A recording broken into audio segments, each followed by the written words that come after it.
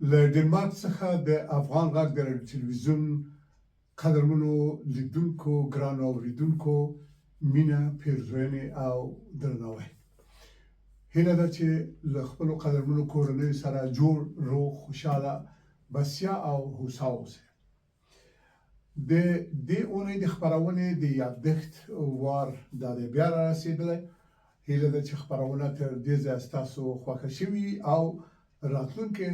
مطالب هم چې لرو هغه هم ستاسو لپاره په زړه پورې وي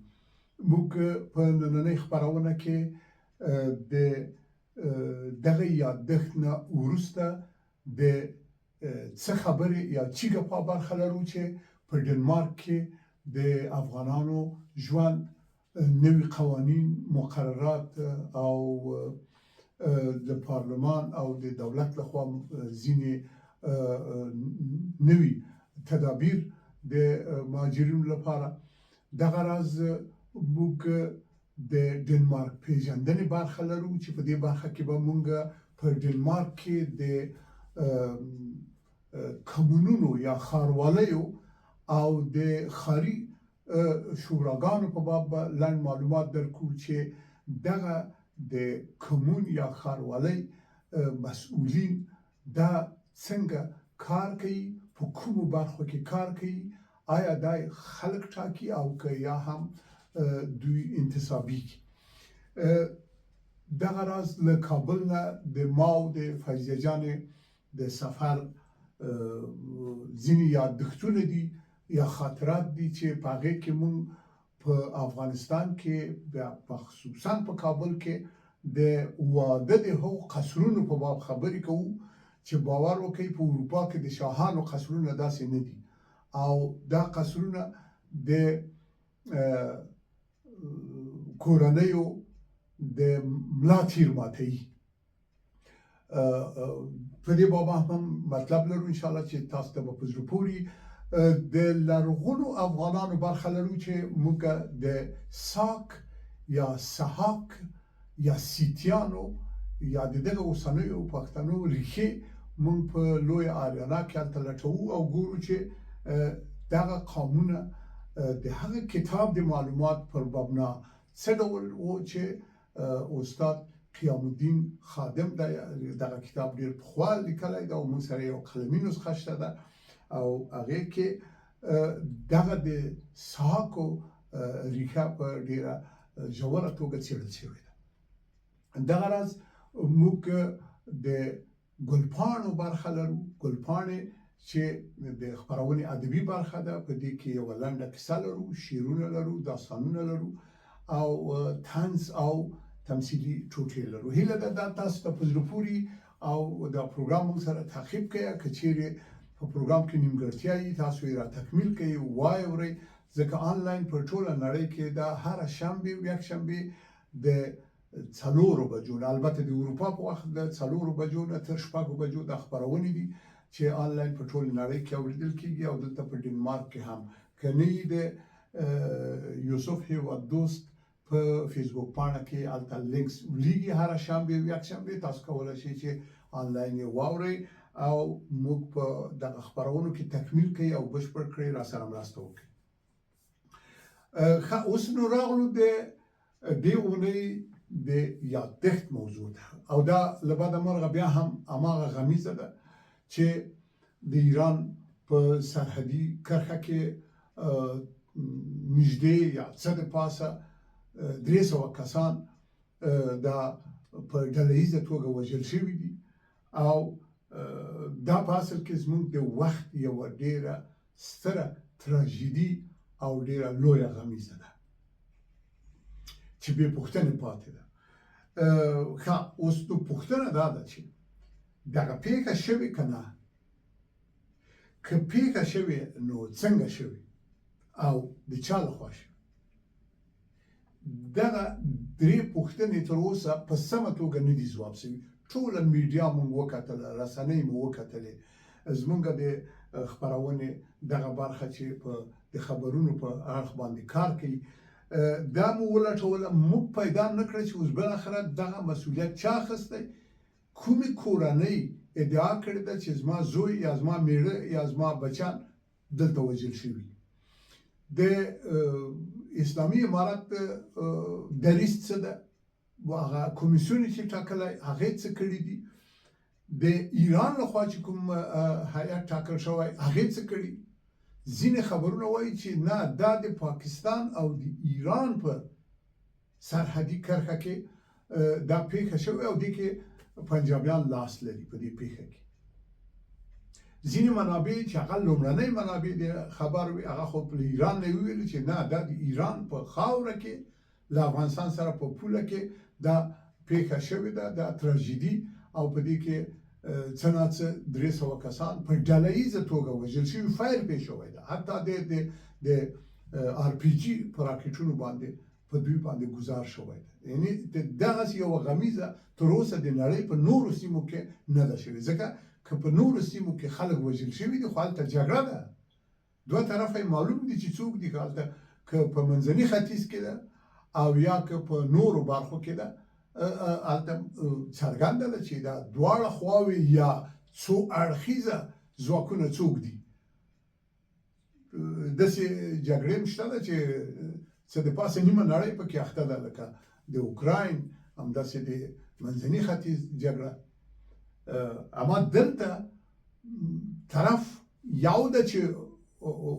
ډزې کړي دي او ډله ییزه وژنه یې کړې ده دا یو طرف ده او هغه هم نامعلومه طرف ده نااعلان شوې او جګړه د افغانانو په وړاندې په هر حال اوس درې خبرې دي دلته زموږ له نظره مونږ پوښتنه وکړه په دې باب ځینو دوستانو سره مونږ مرکې کړي دي په ټوله نړۍ کې د افغان حقوق پوهان د ټولنې له مشر جناب میر عبدالواحد سادات سره چې دی یو حقوق پوه شخصیت دی او دلته په ډنمارک کې تشریف لري له ده سره مو مرکه کړې ده هغه هم زموږ په خپرونه کې خپرېږي هیله ده چې تاسو یې واورئ بې له شکه چې د شنبې په ورځ په 4 بجو دا خپرېږي دا مرکه همدا اوس چې تاسو زموږ خپرونه ګورئ دا مرکه هم خپرېږي دغه راز موږ له سیاسي کارپوه او له پخوانی دیپلومات ښاغلي امیر محمد ګران سره هم مرکه کړې ده چې دی په جرمني کې اوسېږي او ډېر زیات عمر په پاکستان کې د دیپلومات په توګه تیر شوی ده دوی هم ځان ته ځانګړي نظریات لري هیله لرو چې هغه هم تاسو واورئ د نورو علماو پوهانو او کارپوهانو نظریات هم پوښتلي دي خو زموږ له نظره د افغان غږ د راډیو تلویزیون اداره دا درې خبرې لري یوه خبره دا ده چې په کابل کې واکمنان باید د خپلو څېړنو هغه کمیسیون چې ټاکلی ده د هغې نتیجه اعلان کړي هره ورځ باید ووایي چې دا پیښه شوې که نه که شوې چیرې شوې او څنګه شوې ده او د چا پکې لاس ده او د دغه کمیسیون نتایج تر اوسه پورې څه دي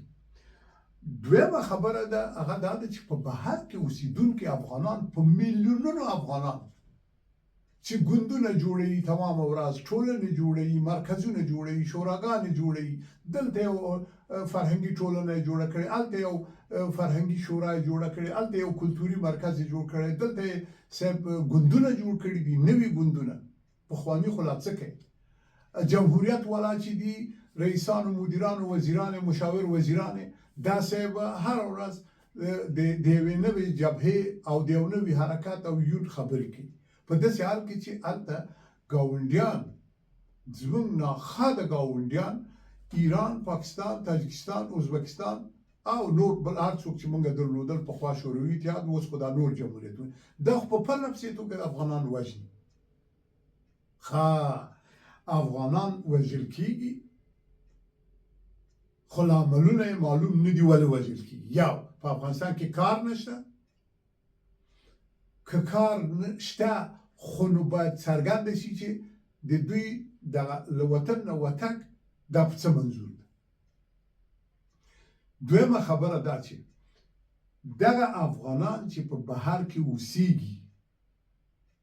دوی کولی شي فشار راوړي په هغو هېوادو کې چې اوسېږي په سیاسي ګوندونو په حاکمو ګوندونو پارلمانونو ته ورشي د ملګرو ملتو د امنیت شورا ته ورشي د اروپا اتحادیې پارلمان ته ورشي او په هر هېواد کې چې اوسېږي هلته ورشي اوس ولې دغه افغانان چې دلته پراته دي تر اوسه یو حرکت نه دی کړی. ډېر نمادي حرکتونه شوي، ځینې اعلامیې صادر شوي دي، بیانیې صادر شوي دي. دا خو درد نه ده واقعي. 50 کاله په پرله پسې توګه افغانان وژل کېږي په دغو سرحدونو کې چې موږ مخکې ته یادونه وکړه. په میلیونونو افغانان وژل شوي دي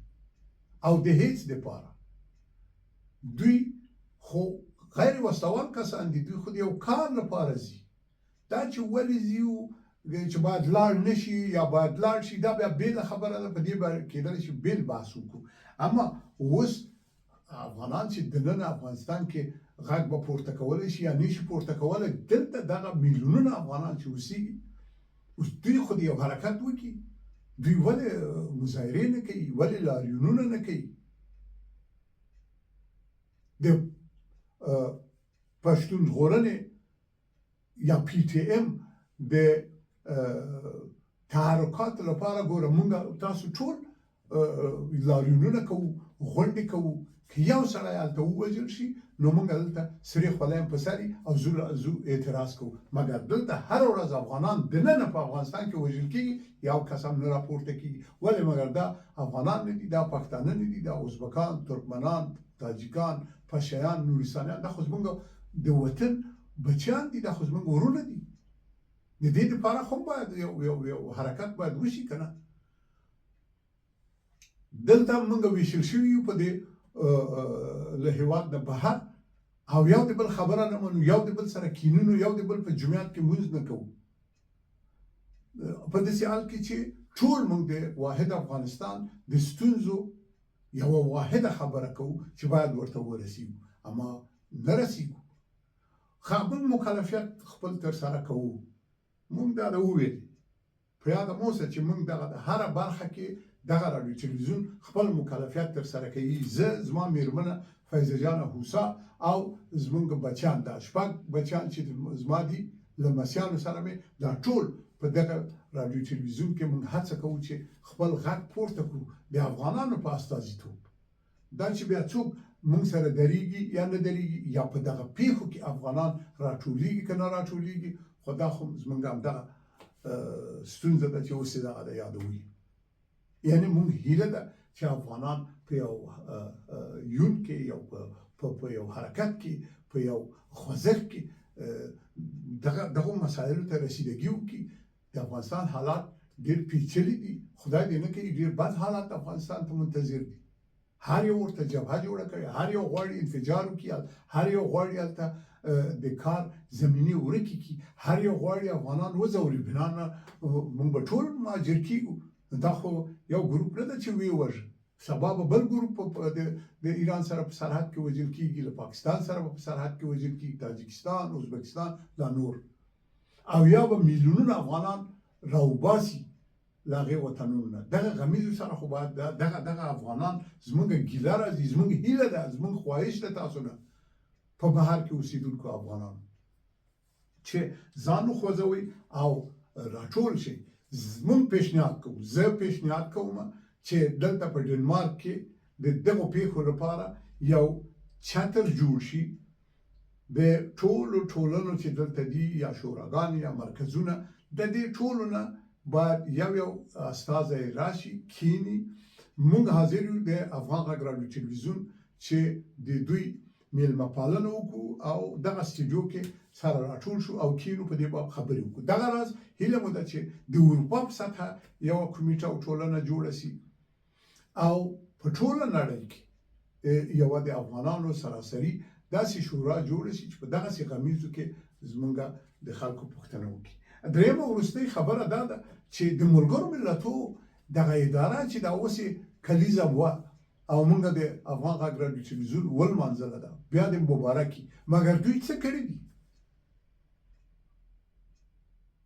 یعنې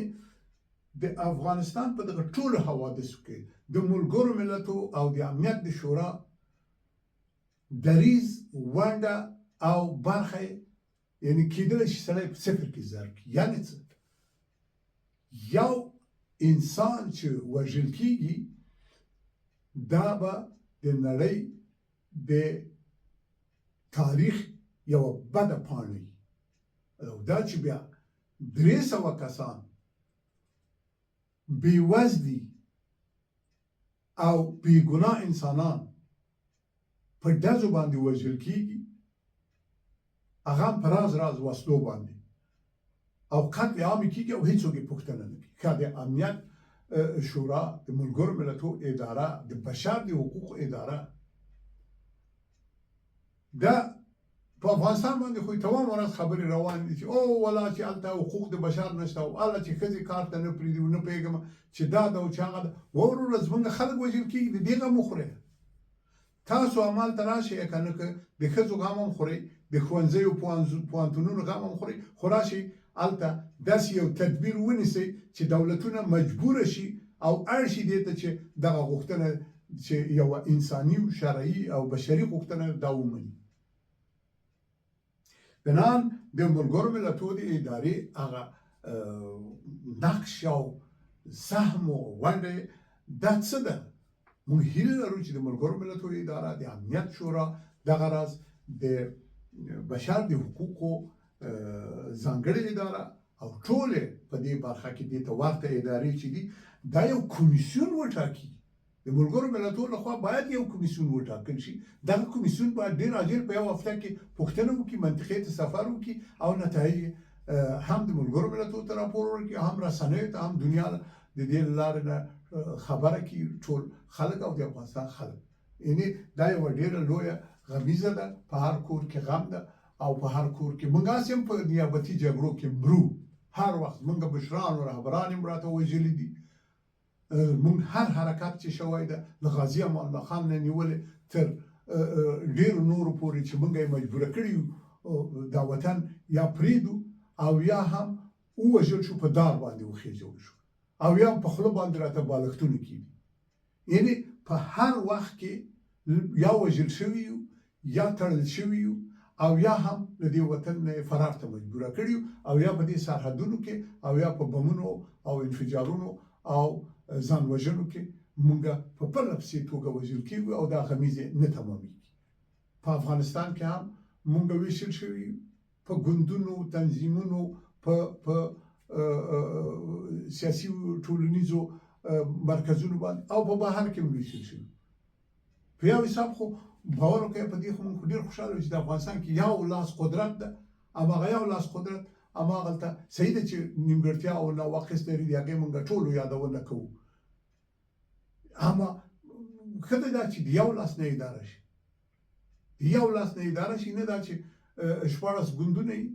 او دا 14 ګوندونه 14 بیرغونه یې پورته کړي او په دې کې د افغانستان خلک وژل کېږي. هر ورځ هم دا اوس هغه څوک چې وسلې ویشي په افغانستان کې او د افغانستان خلک وژني، هغوی د افغانستان د خلکو دښمنان دي. قدرمن دوستانو، دا وه زموږ د دې اونۍ یادونه او یا د دې اونۍ یادښت چې په دغو مواردو باندې دا ویشل شوی وه. کور مو ودان، ژوندي اوسئ. که موږ سره غواړئ مرسته وکړئ او موږ ته لارښوونه وکړئ، موږ تکمیل کړئ. زموږ د ټلیفون شمېره ده 0045 چې دا کود ده د ډنمارک 11 21 93 1 د خپرونې چلوونکي یوسف هیواد دوست او فیضیه هوسا.